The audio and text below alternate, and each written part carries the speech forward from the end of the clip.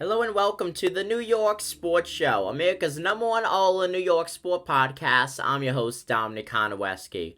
Folks, this is the place you want to be for all your New York Yankees and New York Mets news. So if you are a Mets or Yankees fan, subscribe if you end up liking this video. Appreciate it very much for just you guys tuning into this video.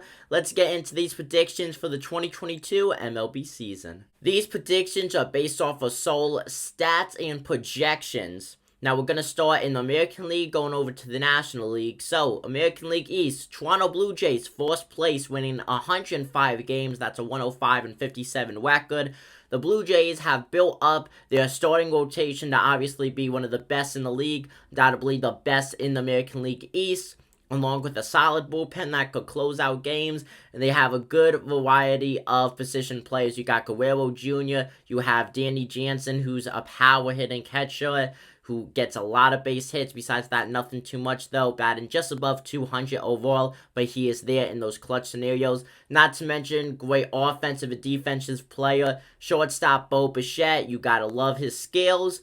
So 105-57, coming in second place, New York Yankees. That's a 162 win-loss record. Yankees struggled heavily last year. I think COVID had a lot to do with that. Now coming back, you have a lot of big years for many players, but also could be a lot of rebound years. Aaron Hicks, he's healthy. DJ LeMahieu, he'll be healthy.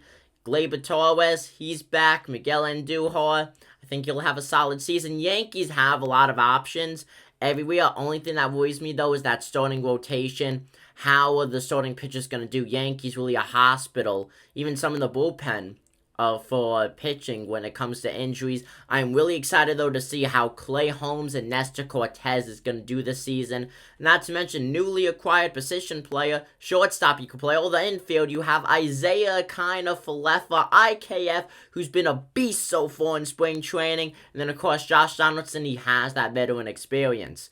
I also want to add, Yankees still have one spot open on their 40-man roster. There is talks of them bringing Brett Gardner back. That would be another veteran presence. Gardner, though, not big on his bat. Now, if the Yankees could stay healthy, I could see them winning 100 games flat. Third place, Tampa Bay Rays, 98-64. They have a solid lineup, solid pitching rotation, solid bullpen. Really the same team as last year. They dominated the American League, though. I think they're going to fall short, though. I don't think they made a lot of improvements this MLB offseason. It's going to be really hard to say. And then right behind them, Boston Red Sox in fourth place, 93-69 in the win-loss column. Biggest thing I'm looking at with the Boston Red Sox is moves they made. They did not make a lot. Really only notable signing Trevor Story at the end of free agency right before spring training kicked off. It's going to be a nice addition defensively, but Trevor Story struggled hitting last season in the National League. I think he's going to struggle heavily this season. And then last place, Baltimore Orioles. I have them doing slightly of a competitive, not really season. 71-91. Baltimore Orioles, you got to appreciate that. Going on now to the American League Central. The American League Central is full of teams that are either rebuilding or just really fake playoff teams. It's a very, I would say, winnable division. If you're any team, I think it's going to be a somewhat close division. White Sox, of course, though, on top, 93-69. Minnesota Twins, they have Carlos Correa. They got better defensively and offensively. I got them coming in second place, 91-71. The Detroit Tigers, nice 500 season for them, 81-81.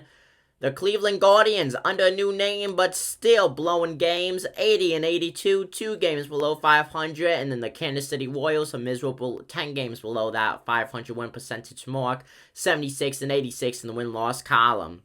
On to the American League West Division. The American League West Division has always been either the Oakland Athletics or the Houston Astros really battling it out for first place. Now, the loss of Carlos Correa for the Astros, I do think that they got slightly worse, but I do think that they're still a stable, contending team. Overall, though, you have had the Seattle Mariners always be outside looking in. I have the Seattle Mariners coming in with a 91-71 record. That's good enough for second place. Oakland Athletics, tops of the division, 91-65 in the win-loss column. Throwing the Astros 90-72. They could easily make a wild card spot, I feel. And then you have the Texas Rangers. They got a lot better this offseason in every single category. Pitching, position players, bullpen, It is beautiful. This is a great combined team, but I think, though, the division they're in, and it being a fairly new team, I do think there will be some struggles, mainly off the get-go at the beginning of the season. I think around the All-Star break they'll pick it up, but nevertheless, though, 73 and 89 could possibly get, though, the 79 wins, but I do not see them going anywhere above 500, though, to be fully honest with you folks. And then the Los Angeles Angels, 71 and 91. I don't think Shohei Ohtani is going to be doing enough showing off to bring LA to a playoff spot, or Mike Trout. I feel like they're wasting their careers in LA, to be fully honest with you. On to the National League. For about 8 years now, the New York Mets have been favorites to win the National League East, but continually, though, they have come short with injuries playing the biggest part in that and just lack of consistency. Going into this 2022 season, the Mets have probably the best odds to win the World Series out of any team, whether it's American League or National League. They have the big three for pitching. You got DeGrom, Scherzer, and Bassett. That's huge right there. The Mets, I have the Mets going 103 and 59.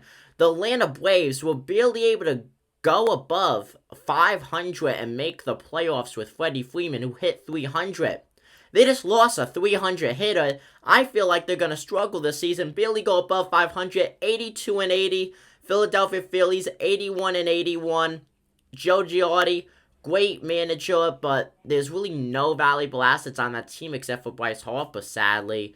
Overall, though, it's a waste of managing over there. There's just no pieces really put together.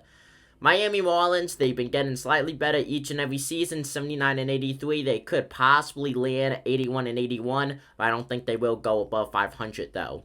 Washington Nationals, it's going to be another nightmare of a season, 67 and 95. Could maybe squeeze in 70 wins. It's frankly hard to say. This is a team that I feel like is going to be extremely unpredictable going into this 2022 campaign. National League Central, you have the Cardinals on top, 96 and 66. Milwaukee Brewers, the team that won the division last year. Well, switch around, they come in second place, 93 and 63. Cincinnati Reds, 87 and 75. Pittsburgh Pirates, they're an irrelevant team. They are an incompetent team.